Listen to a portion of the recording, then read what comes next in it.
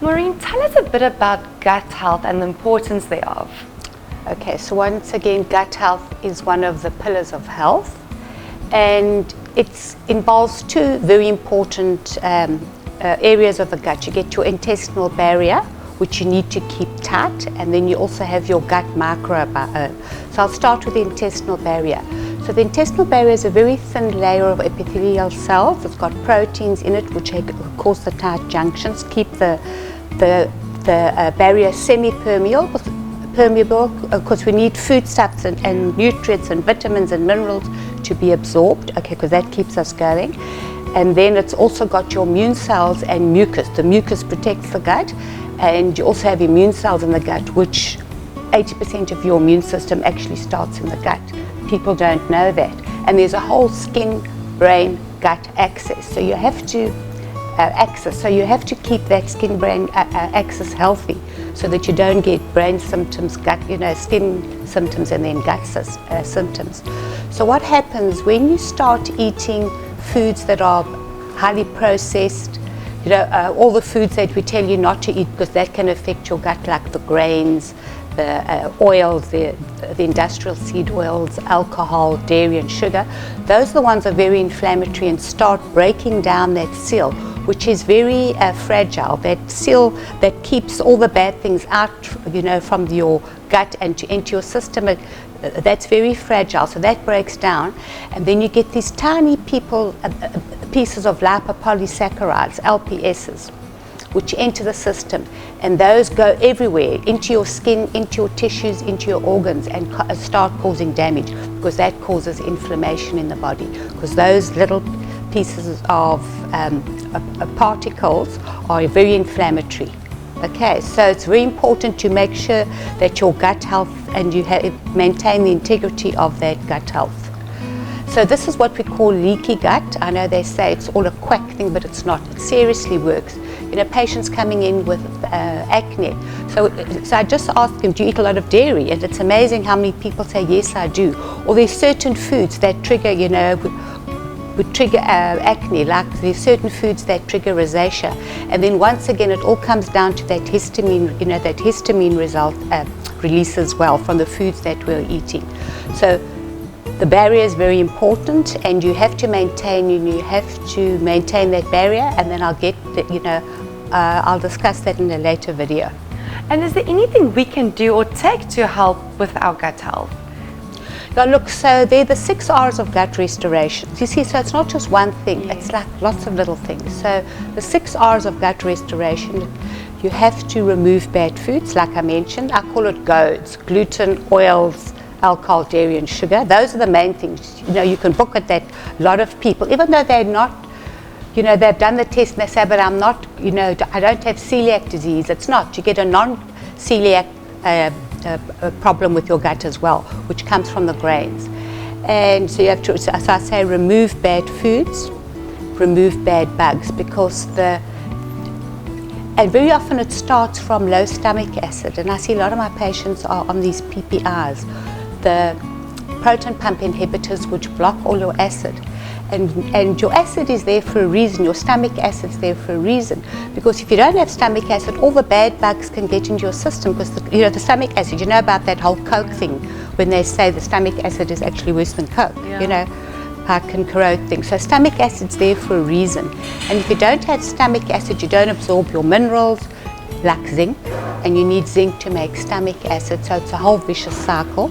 Your magnesium, your vitamins and minerals, because they're all the cofactors for every single enzyme process in the body.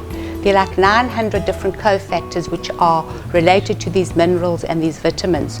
And the cofactors are the spark plugs for all the enzyme processes. So you can see how it's a slow deterioration of health if you don't have that acid. Okay, so remove bad foods, remove bad bugs.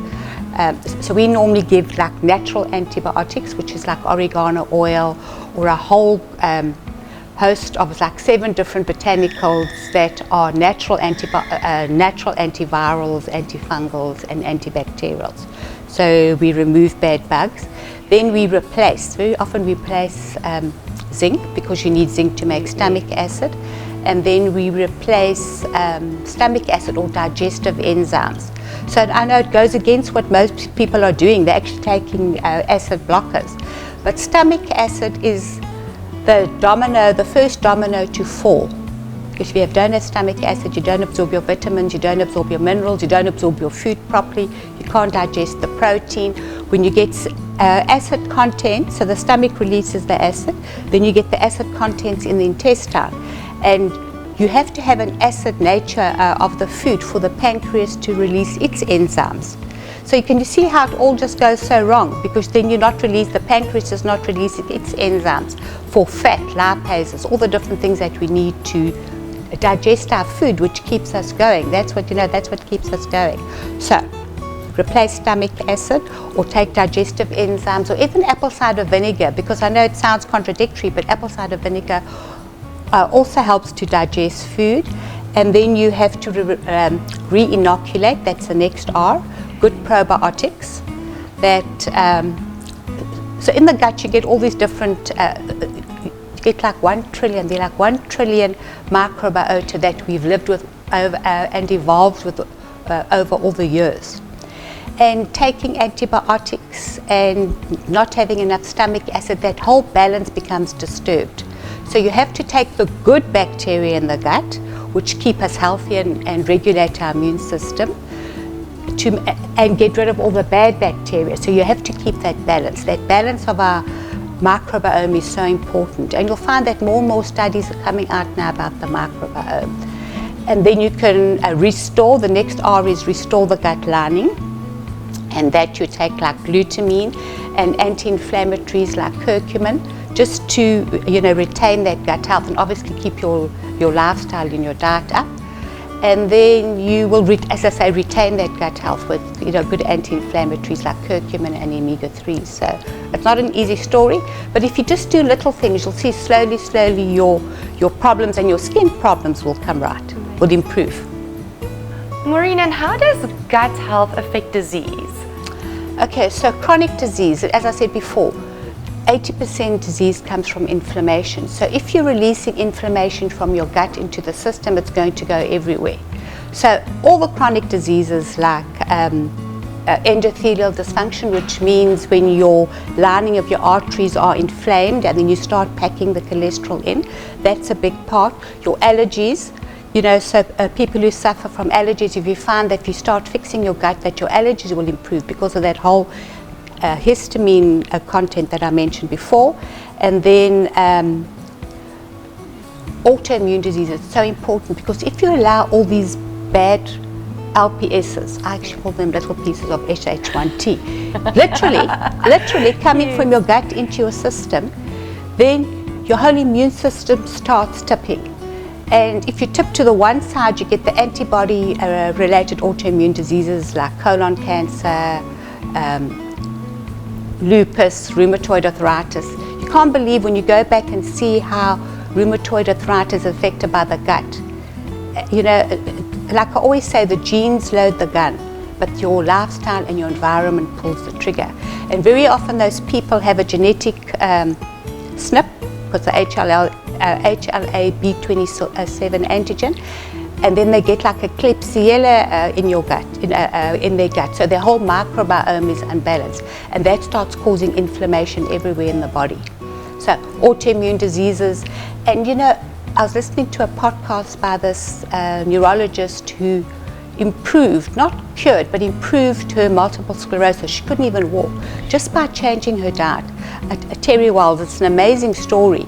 And now, that's all she does now, because she realizes, that as a neurologist with MS, how important gut health is. And she was saying that eventually, years down the line, like in a few years' time, they're going to find that most diseases are autoimmune, where your body has turned on itself. Sure. Okay, because that's your immune system. And you speak to the professors of immunology, and they say, immunology is so difficult. There are so many things that are impacting our immune system. And one of them is gut health, because as I said, 80% of your immune system starts in the gut. So all of these chronic diseases, and then if it tips to the other side, you get things like type 1 diabetes, which is cell-mediated the actual cell-mediated autoimmunity. So it's very important to keep the T helper 1 and the T helper 2 cells balanced. So that comes from good gut health.